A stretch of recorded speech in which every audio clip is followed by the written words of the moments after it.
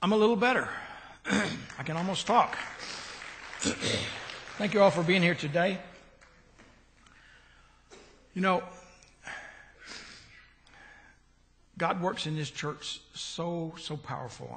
I'm so blessed that we have such a beautiful church, and we have people that will step up. Like Mary Onion steps up to play the piano for us because Doris is out. And Dahlia, who steps up, and she's told this morning she's leading the singing. And she steps up and does a wonderful, wonderful job. Thank you, Dahlia. Thank you, Mary, for all you do.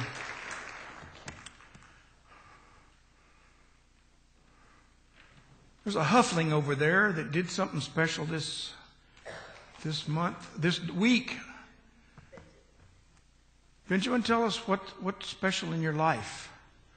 Something about a jazz band. Oh. Well, there's district jazz band, and 2 keyboard players were trying out, and I made it in. The district, not the school, the district jazz band piano player, right? Uh-huh. Congratulations. You know, we always hear bad things about our teenagers, and here's a good thing about our teenagers. We'll talk about the bad things later.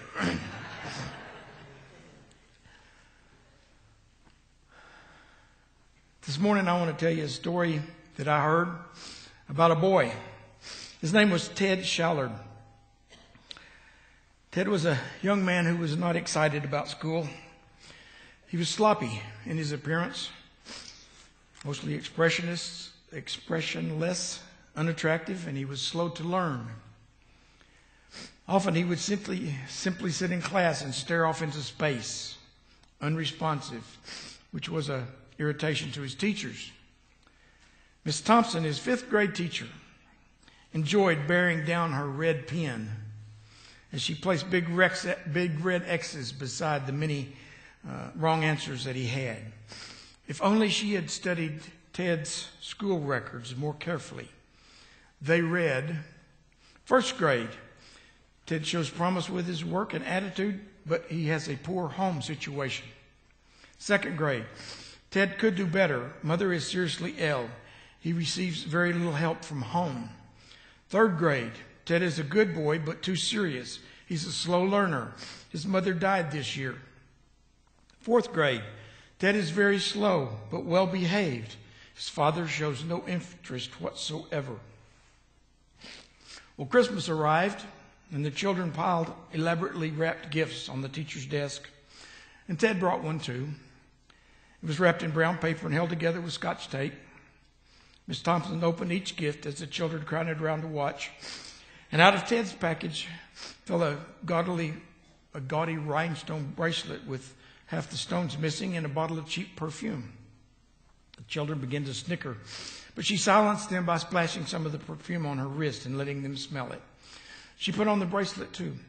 At the end of the day, after all the children had left, Ted came by the teacher's desk and said, Miss Thompson, you smell just like my mother, and the bracelet looks real pretty on you. I'm glad you like my presents. Ted left school and went home. When Ted was gone, Miss Thompson got down on her knees and asked God to forgive her and to change her attitude. The next day, the children were greeted by a reformed teacher, one committed to loving each of them, especially the slow ones, and especially Ted. Surprisingly, or maybe not surprisingly, Ted began to show improvement. He actually caught up with most of the students and even passed a few of them. Then one day, she received this note.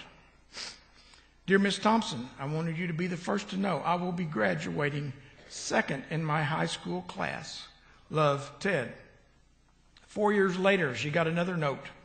Dear Miss Thompson, they just told me I will be graduating 1st in my college class, and I wanted you to be the first to know. The university has not been easy, but I liked it. Love, Ted. Several years later, she got another letter. Dear Miss Thompson, as of today, I am Theodore Stollard, M.D. How about that? I wanted you to be the first to know. I'm getting married next month, the 27th to be exact. and I want you to come and sit where my mother would have sat if she were alive. You are the only family that I have now. Dad died last year. Love, Ted. Well, Miss Thompson attended that wedding, and she sat where Ted's mother would have sat. The compassion that she had shown that young man entitled her to that privilege.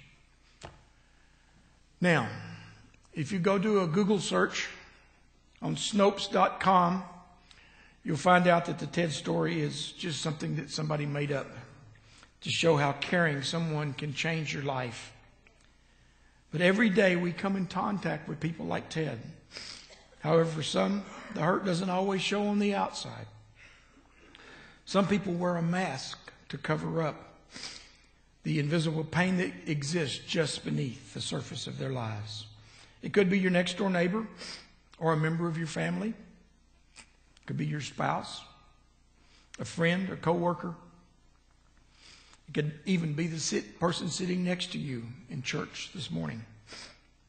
Some of you are here today living every day in a private pain that's eating away at your soul. The pain can be caused by many things, including personal sin, rejection, addictions, abuse, betrayal, and many other things. You may be thinking, if my fake smile came down and someone found out about this, they wouldn't care for me. Some even are wondering, does anyone care for me? This is what we find in our scripture today that's found in John 4, verse 5. If you have your Bibles, you might want to take them out and look up that verse. Here we see Jesus having a face-to-face encounter with a Samaritan woman by a well in the Samaritan village of Sychar. Verse 5 says, he came to the Samaritan village of Sychar near the field that Jacob gave to his son Joseph. Jacob's well was there, and Jesus, tired from the long walk, sat wearily beside the well about noontime. Soon a Samaritan woman came to draw water, and Jesus said to her, please give me a drink. He was alone at the time because his disciples had gone to the village to buy some food.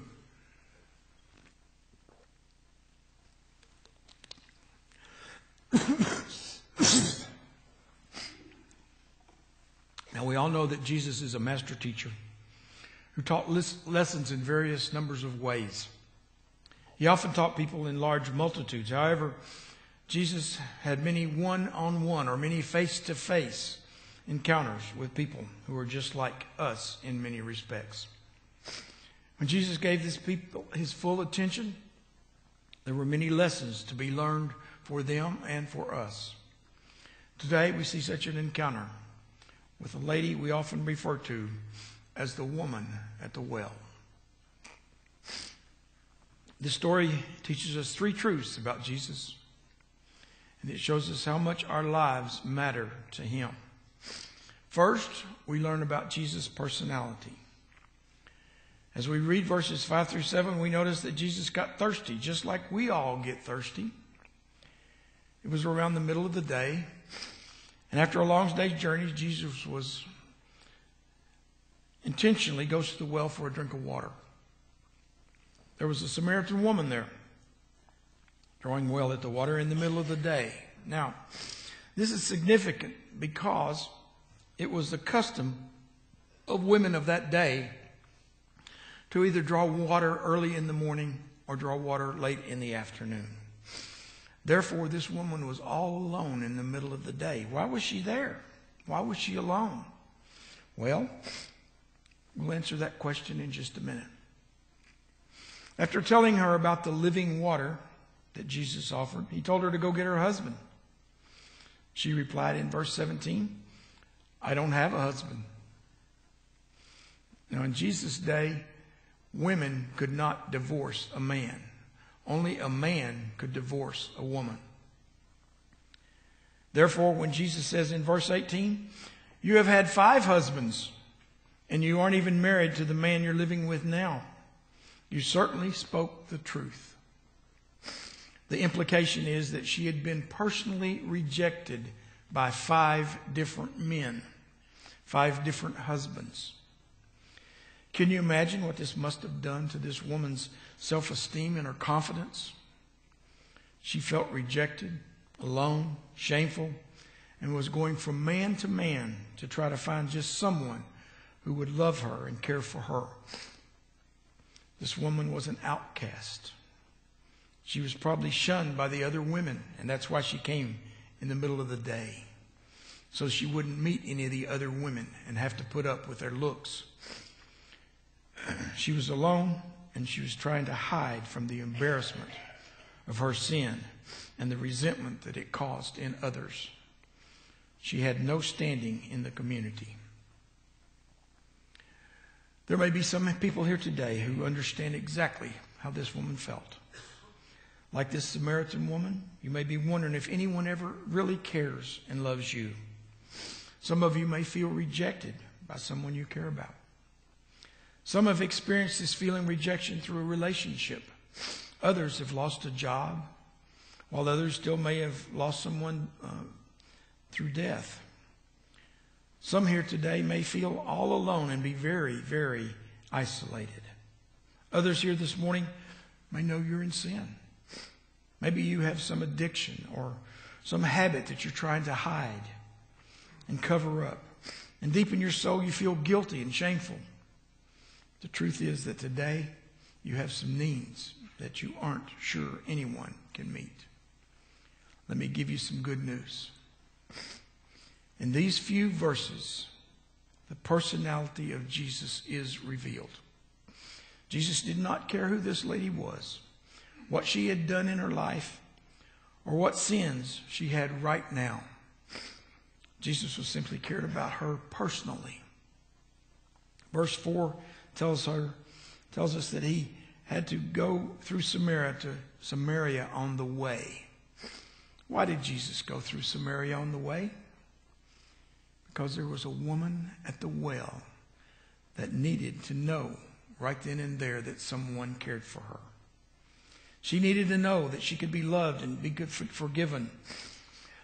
It was no accident that Jesus came to the well. At just the right time and at just the right place, Jesus met her in her greatest time of need. What was Jesus saying to this woman? What was he showing her? Let me remind you, your life matters. Jesus has you in this place today. This is the right place and the right time. And Jesus is here to meet you at your greatest time of need. Second, we learn a lesson about Jesus' priorities. Verse 9 says, the woman was surprised, for Jews refuse to have anything to do with Samaritans. She said to Jesus, you are a Jew and I am a Samaritan woman. Why are you asking me for a drink? The woman tells Jesus that he should not be talking to her because Jews had a disdain for Samaritans. Samaritans were considered unclean by the Jews because they were a mixed culture. Jesus puts this woman and her needs above the customs, the traditions, and the political correctness of the day. Jesus made her his personal priority. Do you know that you have a personal priority to Jesus today? He's not the least bit concerned about your poor reputation or even your pompous reputation. He doesn't care what others think about you. Though others may say you're a hopeless case and never change, Jesus looks at you for what you can become and not for what you have been or what you are today. Jesus sees in you potential if only you will let him work in your life. I am a testimony to that fact. In verse 10, Jesus tells the woman, if you only know the gift of God has for you and who you're speaking to, you would ask me and I would give you living water. Of course, the woman has no idea what Jesus is talking about. In verse 15, she thinks he's talking about physical water. And she says, please, sir, give me this water. Then I'll never be thirsty again, and I won't have to come to this well for water.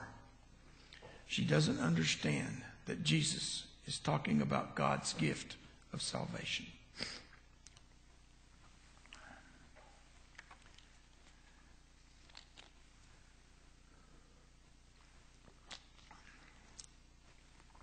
Now, please take note that while Jesus showed love and had compassion for this woman, he did not show 1 ounce of love or compassion for her sin. Jesus dealt with her sin problem immediately. You see, Jesus knew her life and he knew her deeds. He knew her motives and he knew her thoughts.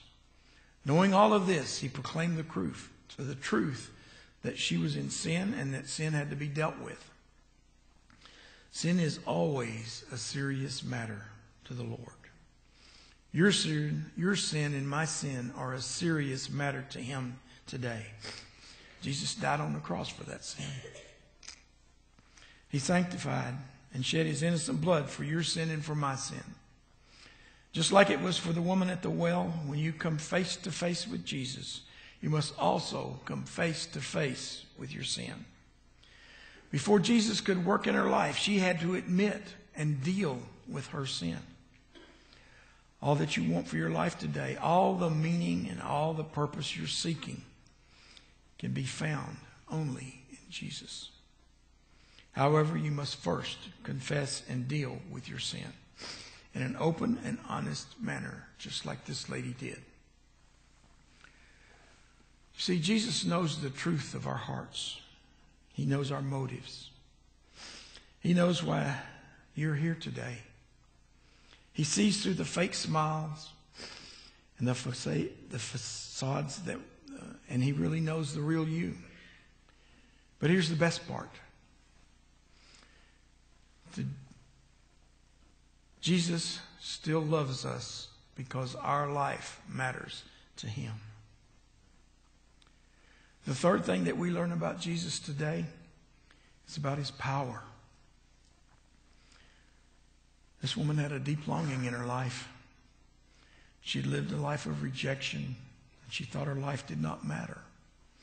When she met Jesus, she found that this deep longing, this deep thirst that was in her life could be so much more than she had ever experienced, and it could actually be fulfilled in her life. Jesus says you have a choice in your life.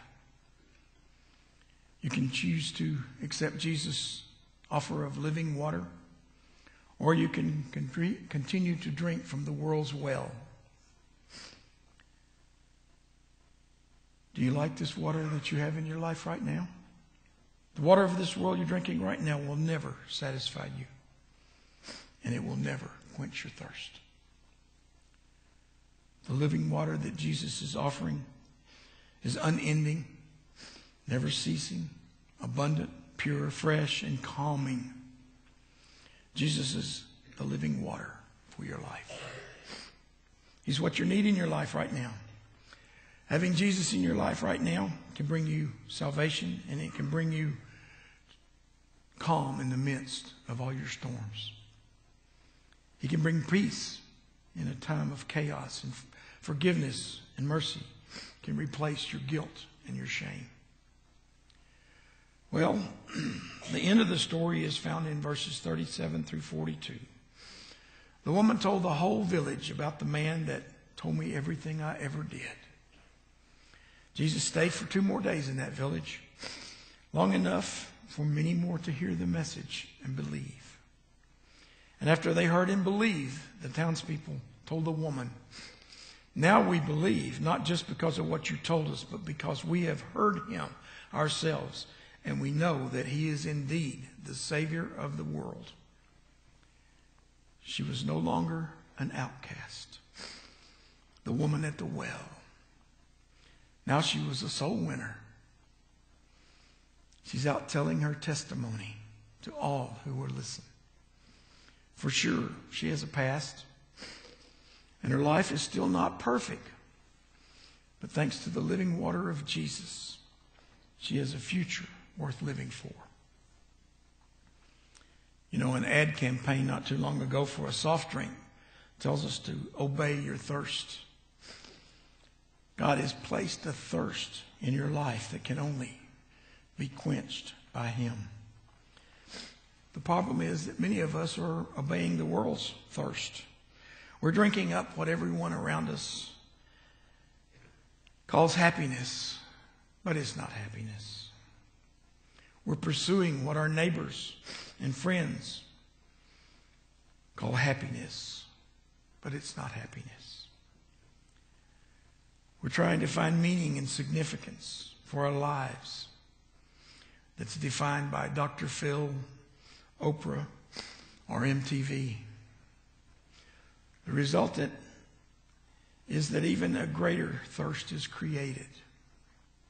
I'm here today to tell you it must be filled with the living water that only Jesus can provide. You know, we're asking people to give testimonies this month. And I encourage you, if God has worked miraculously in your life, answered your prayers, given you hope, given you a new direction, please put your name on the sign-up list. We love to hear testimonies. Thank you, Dorothy, for your testimony today. We sometimes think that our problems are, we're the only ones that have those problems and no one else would understand. But I promise you, there are people in this audience today who will understand your trials and your tribulations and will understand your prayers. And they will also rejoice with you that God has answered your prayer.